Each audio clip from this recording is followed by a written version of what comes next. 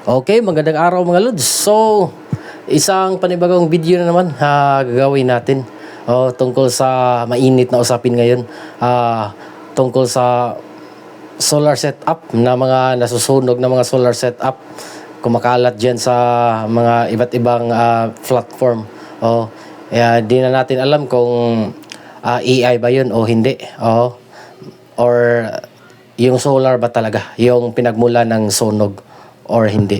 So, bago natin pagpatuloy yan mga lods, makihingi sana ako ng like ng video natin at saka subscribe ng channel natin. At saka pakipindot naman ng notification bell para pag may bago tayong video, updated kayo.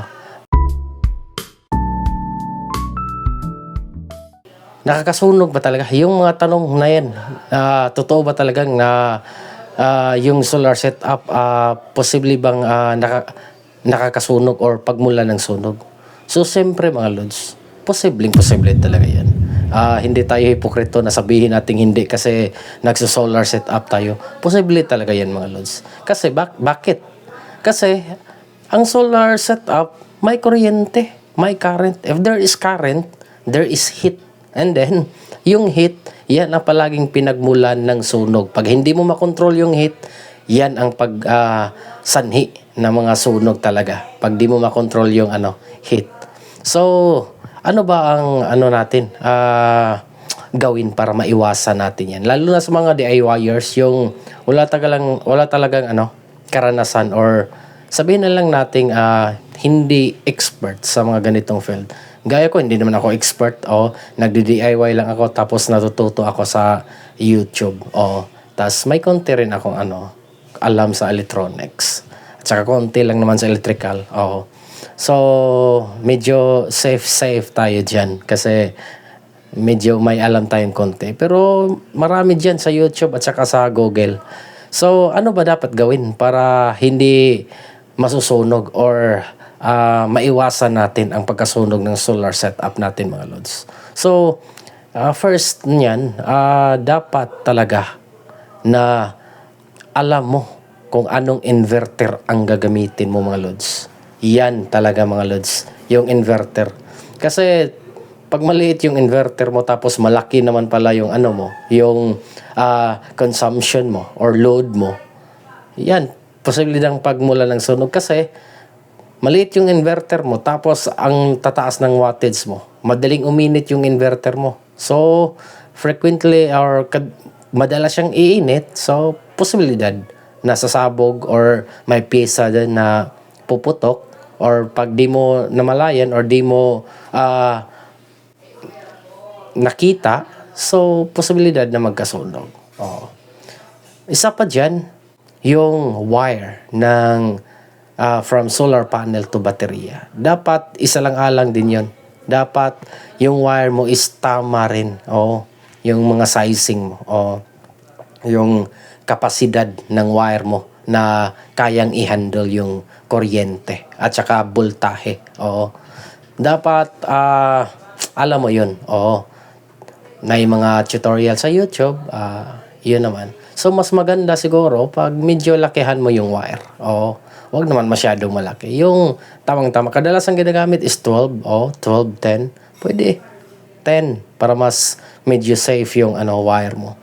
At isa pa dyan, dapat yung connector mo. Yung connector mo. Kahit sabihin lang natin yung isang series mo na isang string, 20, 17, hanggang 40, sabihin na lang natin 43 volts and then 17 to 23 or ilan ba kadalasan?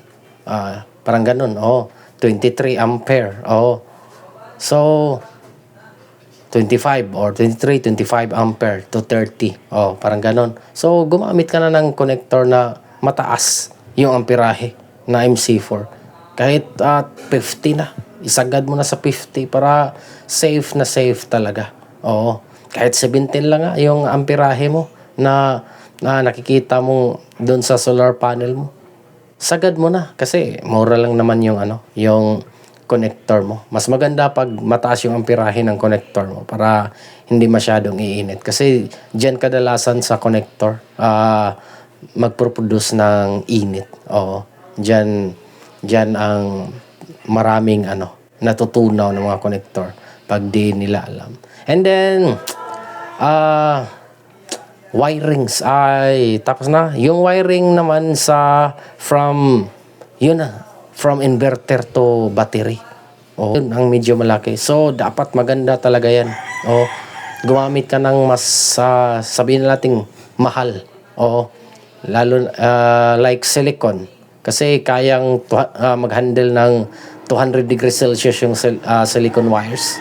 At saka flexible pa. So, yun dapat. Oh, di baling mahal kaysa masunog yung bahay mo. Oh, kasi pag tinipid mo, mura yung bibilhin mo, baka yung bahay mo matupok pa. So, kung mag-DIY ka lang, paunti-unti, yung tama talaga.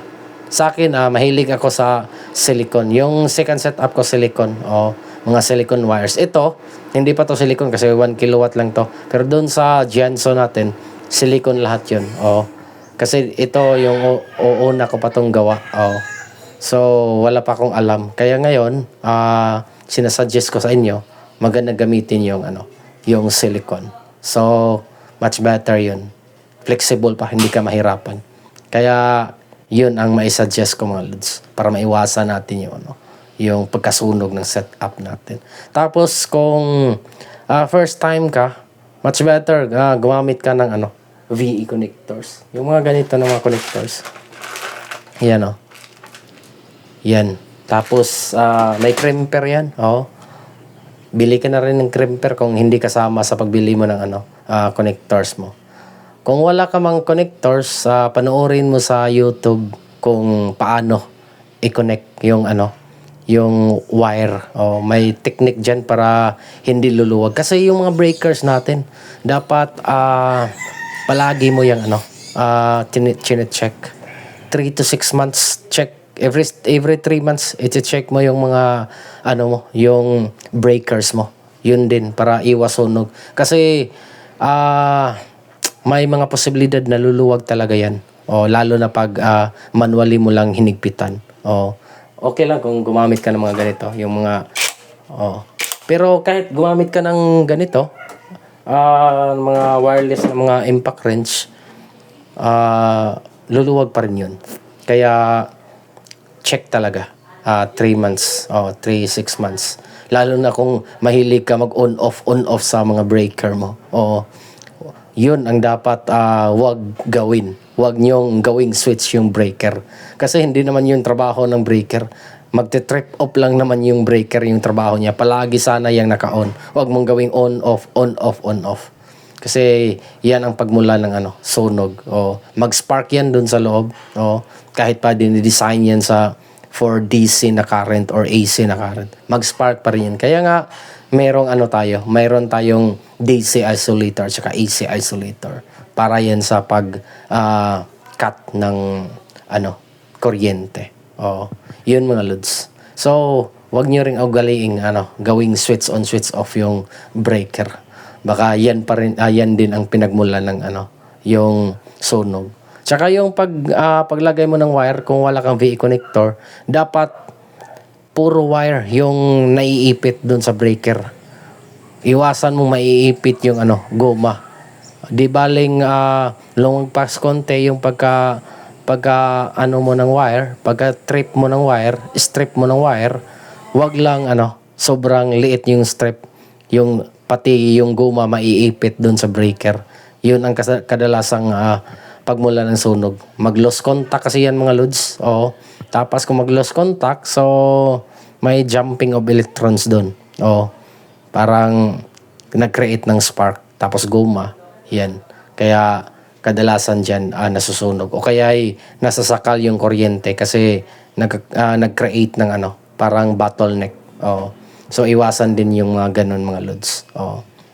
And then, yun na, breakers. So, at saka palaging linisin yung mga mga alikabok o baka may mga alikabok. Kung wala kang gaya sa akin, di ko nilagay ng di ko nilagay sa box.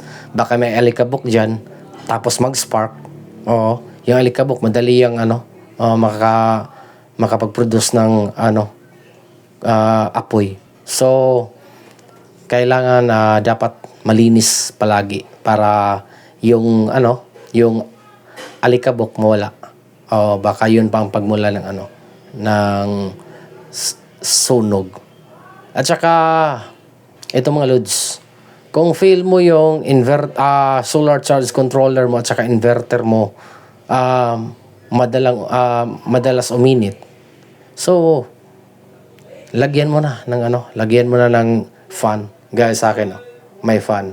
Tsaka dito rin sa controller natin, merong fan yan. May extra fan sila para in case na bihira lang mag-activate yung built-in na fan, at least meron ka ring extra fan na tutulong sa ventilation or pagpalamig ng inverter at saka solar charge controller mo mga lods. So yun mga lods. Then dapat talaga palagi mong chine-check. Lalo na kung wala ka pang karanasan, check lang. Hipuin mo yung wire.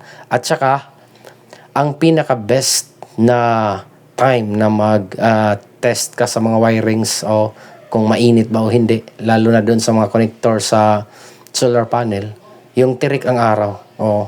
Yung 12 or tirik ng araw, yung maximum yung harvest. At dapat yung baterya mo hindi fully charged. Yung SOC niya dapat hindi fully charged. Kahit 70% or 80% para maximum yung harvest ng solar panel mo.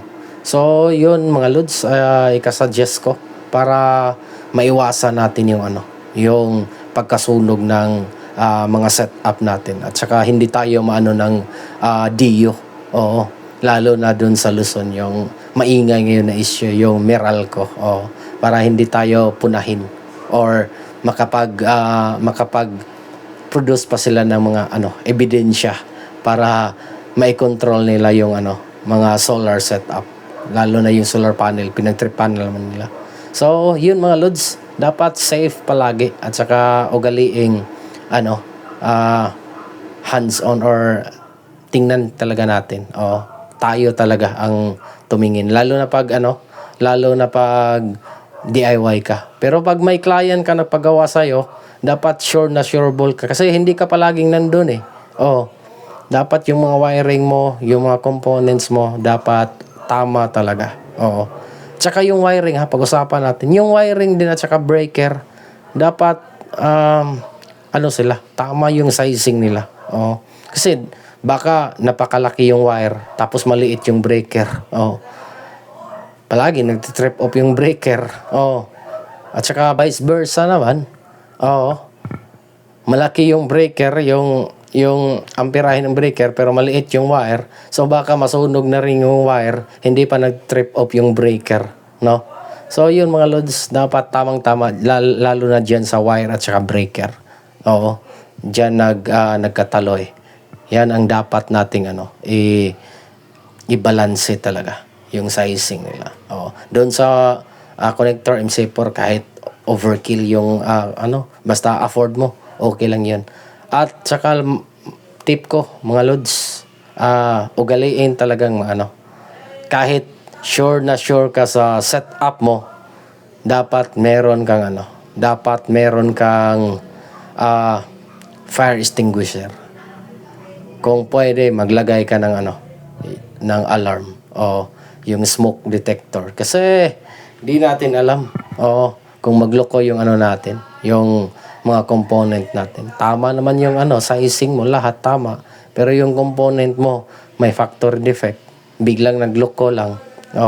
So, yan din. Ugaliing merong backup tayo. Like fire extinguisher at saka smoke detector mga lods. Para maiwasan natin yung sunog. Yun mga lods, maraming salamat sa pagpanood sa video natin. And then, makihingi ulit ako ng subscribe at saka paki-click naman ng notification bell Maraming salamat mga Lods. Bye-bye.